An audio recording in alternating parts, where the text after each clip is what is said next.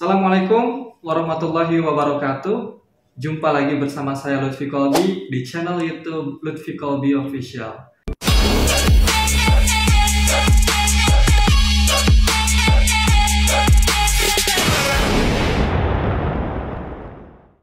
Apa kabar teman-teman semua? Mudah-mudahan kita semua dalam keadaan sehat. Amin. Di video kali ini ada hal yang berbeda dengan video-video sebelumnya, di mana video sebelumnya saya mengonten tentang dunia peternakan yang sedang saya jalani. Tetapi di video kali ini saya akan membahas atau bercerita tentang isu yang sedang hangat diperbincangkan oleh masyarakat seluruh Indonesia. Mungkin sebagian teman-teman sudah tahu dan sudah baca juga di judul video ini, bahwa hal yang sedang hangat hari ini adalah mengenai pemilu serentak 2024. Pemilu ini sekarang sedang diperbincangkan di kalangan bawah, ya, di kalangan masyarakat, baik kalangan bawah, menengah, baik ke atas. Ini sedang menjadi perbincangan isu publik yang sangat menarik di sosial media, di televisi, di YouTube, di Instagram. Ini menjadi perbincangan yang sangat hangat. Nah, sebab itu saya di sini akan membuat konten mengenai pengetahuan untuk penentuan kita nanti dalam pemilu serentak di 2024. Sebab yang kita fokuskan hari ini karena kita kebanyakan fokus terhadap pemilihan presiden dan wakil presiden. Selain itu ada pemilihan anggota DPRD, provinsi dan kabupaten, ada juga pemilihan DPR RI dan pemilihan DPD RI. Nah, di video kali ini saya akan membahas tentang 3 calon presiden dan wakil presiden Republik Indonesia untuk tahun 2024 ini. Kita semua sama-sama sudah mengetahui ada 3 calon, ada 3 pasangan calon presiden dan wakil presiden yang telah dinyatakan lolos melalui konversi pers yang dilakukan KPU pada tanggal 13 November 2023. Yang pertama, pendaftar pertama adalah Bapak Anies Rashid Baswedan dengan Bapak Abdul Muhaimin Iskandar. Pendaftar yang kedua ada Bapak Ganjar Pranowo dan Bapak Profesor Mahfud MD. Dan pendaftar ketiga atau yang terakhir adalah Bapak Prabowo Subianto dengan Mas Gibran Rakabuming Raka. Ketiga calon presiden dan wakil presiden itu harus melalui tahapan-tahapan seleksi yang dilakukan oleh KPU atau Komisi Pemilihan Umum Republik Indonesia. Salah satunya adalah mereka harus mengikuti tes kesehatan. Keenam-enamnya mereka harus dinyatakan sehat oleh dokter melalui cek di Rumah Sakit RSPAD Gatot Subroto. Dan melalui konversi pers KPU mereka dinyatakan lolos tes kesehatan. Kemudian setelah ada penetapan calon presiden dan wakil presiden, KPU melakukan pengundian pada tanggal 14 November 2023, di mana undian terpilih nomor urut 1 adalah Bapak Anies Rashid Baswedan dengan Bapak Abdul Muhaimin Iskandar. Dan nomor urut 2 adalah Bapak Prabowo Subianto dan Bapak Gibran Rakabuming Raka. Dan nomor urut ketiga ada Bapak Ganjar Pranowo dan Profesor Mahfud MD.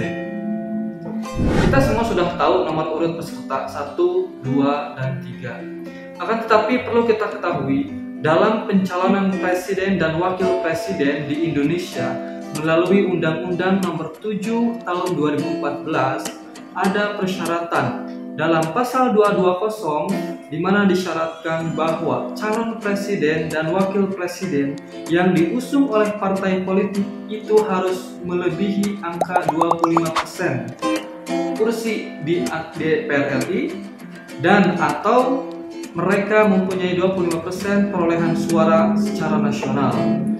Artinya, gabungan partai politik atau partai politik yang mendaftarkan presiden dan wakil presiden harus mempunyai suara 25% di kursi DPR atau 25% di perolehan suara secara nasional. Nah, melalui rangkuman yang saya berita dalam website KPU, yang pertama ada Bapak Anies Rashid Baswedan dan Bapak Abdul Muhaimin Iskandar. Kita harus sama-sama mengetahui calon nomor urut 1 ini diusung oleh 3 partai koalisi, Yang pertama ada Partai Nasdem, yang kedua ada PKB atau Partai Kebangkitan Bangsa, yang ketiga ada Partai PKS atau Partai Keadilan Sejahtera. Gabungan tiga partai koalisi ini memunculkan hasil yang melebihi batas dari 25%. Artinya mereka bisa ditetapkan sebagai koalisi yang sah dan bisa mencalonkan presiden dan wakil presiden. Yang kedua ada Bapak Prabowo Subianto dan Bapak Gibran Rakabuming Raka. Mereka dicalonkan oleh Partai Gerindra, Partai Golkar, Partai Amanat Nasional, Partai Solidaritas Indonesia, Partai Gelora, Partai Bulan Bintang, dan Partai Garuda. Nah, Prabowo dan Mas Gibran juga sudah melebihi batas dari 25%. Artinya mereka secara sah dan boleh mencalonkan presiden dan wakil presiden untuk pemilu 2024. Dan yang ketiga ada Bapak Ganjar Pranowo dengan Bapak Profesor Mahfud MD, di mana partai pengusungnya atau partai koalisinya yang pertama adalah PDI Perjuangan, yang kedua Partai Hanura, Perindro, dan Partai Persatuan Pembangunan atau P3 yang sering kita ketahui. Nah, jadi teman-teman, setiap calon presiden dan wakil presiden maka mereka harus diusung oleh partai politik, dan partai politik itu harus melebihi batas 25% kursi di DPR atau 25% perolehan suara secara nasional. Nah, jadi itu teman-teman, ketiga calon presiden dan wakil presiden Republik Indonesia yang akan berkontestasi, yang akan bertarung pada 14 Februari 2024. Lalu apa yang harus kita lakukan sebagai generasi muda, sebagai generasi milenial? Tentu kita harus menentukan arah, kita harus menentukan pilihan. Kemana kita akan memilih, kemana kita akan mendukung nanti 14 Februari.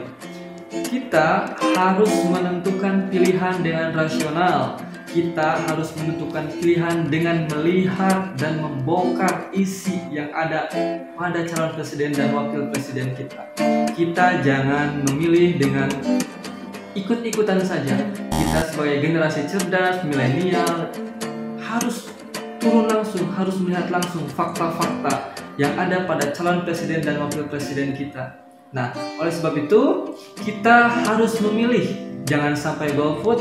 Berbeda pilihan boleh, itu tidak masalah. Mau 01, mau 02, mau 03, itu hal yang biasa. Ya, kita harus mengedepankan persatuan. Berbeda pilihan itu hal biasa. Indonesia adalah negara demokrasi.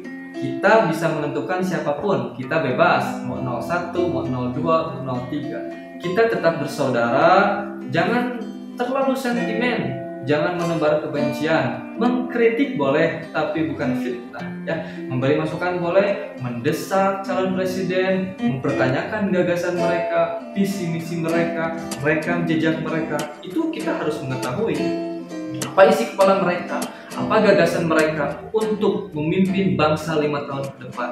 Karena ini bangsa yang besar, bangsa yang penuh dengan kultur yang berbeda-beda, maka presiden yang memimpin, wakil presiden yang memimpin, mereka harus punya gagasan yang baik, mereka harus punya tujuan baik untuk mempersatukan, untuk memajukan Indonesia. Nah, mungkin di video kali ini cukup sekian dari saya. Di konten-konten selanjutnya saya akan membahas tentang isu-isu politik, isu-isu hukum yang sedang berkembang di masyarakat. Kita sama-sama belajar, kita sama-sama aware, peka dengan keadaan sekitar kita, ya. Jangan lupa 14 Februari kita tentukan pilihan. Jadi nanti 14 Februari itu ada pemilihan presiden, DPRD Kabupaten Kota, DPRD Provinsi, DPR RI, dan DPD RI. Kita hadir, kita tentukan arah bangsa 5 tahun ke depan. Terima kasih, sehat-sehat semua, berbeda pilihan boleh, kita tetap bersaudara. Sekian, Assalamualaikum warahmatullahi wabarakatuh. Salam demokrasi.